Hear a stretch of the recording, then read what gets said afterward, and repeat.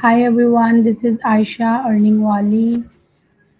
Today I'll welcome you all for my another task. I hope you all are having a great day. So I am a part of Rehan AI Teacher Training Institute, Batch 21, Level 1. So today my topic is overcoming procrastination. Let's talk with ChatGPT. Hi, hi, how are you? Hey, I'm doing really well. Thank you. How about you? Everything going smoothly on your end?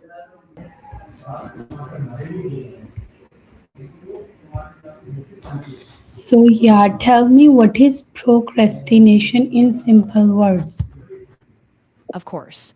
Procrastination is basically when you put off doing something you know you need to do, often choosing to do something easier or more fun instead. It's kind of like delaying tasks even though you know you should be getting them done. So, it's gonna be delay. When we delay anything, it is called procrastination. Exactly. So it's more than just a one time delay, it's a habit of putting things off even when you know you'd be better. And of course, it can build up stress if it happens often. Yeah, so this is the habit of mostly people. So, how we can overcome on it? That's a great question. One way is to break tasks into smaller, more manageable steps so they don't feel so overwhelming. Also, setting specific deadlines or using a timer, like the Pomodoro technique, can really help. And just being kind to yourself when it happens. It's a process. Or sometimes we didn't follow on this, then what should we do? Yeah, that's totally normal. If you slip up, don't beat yourself up. Just take a moment to reset. You can figure out what tripped you up, maybe adjust your approach, and then try again. Progress is still progress, even if it's not perfect. Okay, so there are types of procrastinations. Yeah, definitely. So, two common types are active procrastination, where you deliberately delay because you work better under pressure, and passive procrastination, which is just that you keep avoiding tasks without a real plan. Both can hold you back, but they come from slightly different mindsets. Okay, so Yeah, exactly. So, once you recognize which kind you're dealing with, you can start addressing it more specifically.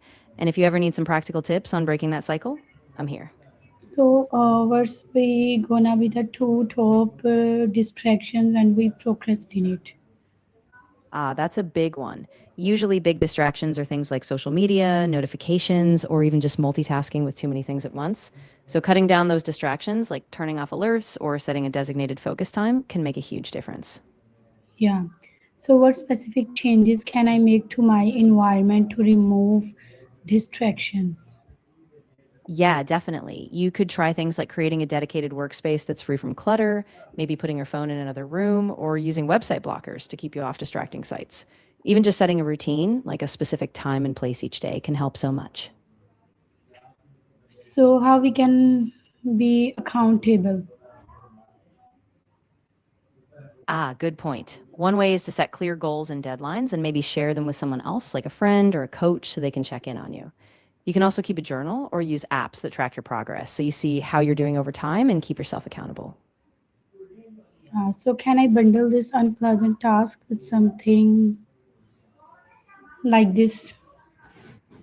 Absolutely. That's a great idea. You can pair a task you're dreading with something you enjoy, like listening to your favorite music, having a snack, or even watching a short show afterward. That way, the less pleasant task feels a bit lighter. Yeah, so how we can avoid it? What is the basic steps to how we can overcome on it, and how we can to get off from this habit? Yeah, so the biggest step is really starting small. Just pick one tiny action to do right now, something so easy you can't put it off. Then build a routine. Consistency is key. And be mindful, like catching yourself when you start delaying so you can bring yourself back in focus. It's a gradual process, but it really does work. But sometimes some people want that they become consistent, but they are not going to be consistent. So what should they Yeah, do? yeah, that's really common. In those cases, it can help to start with really short time commitments, just a few minutes a day so the habit feels doable. And having an accountability partner or a small reward system can really keep you going, even when it's tough. Yeah. So, like how we can, like, Yeah, so you can experiment with a few things.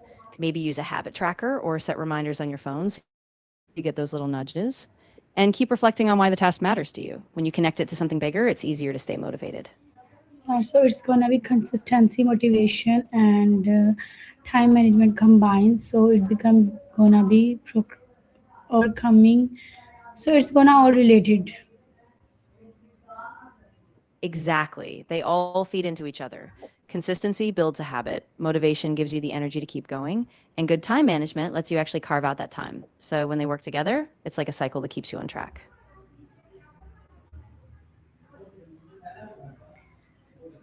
Yeah. So what are the basic steps, or what are the things on which we follow on to overcome this habit? Yeah, for sure. So, a few basic steps. First, identify your most common distractions. Then, set clear, realistic goals with small milestones.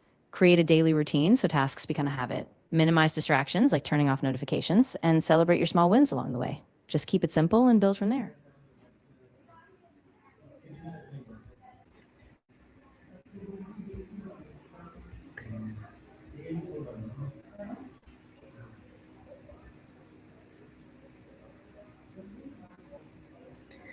So yeah, to do one thing to finish on time. So what it would be?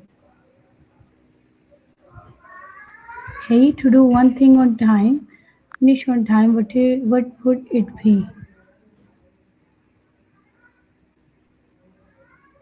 Hey, ChatGPT.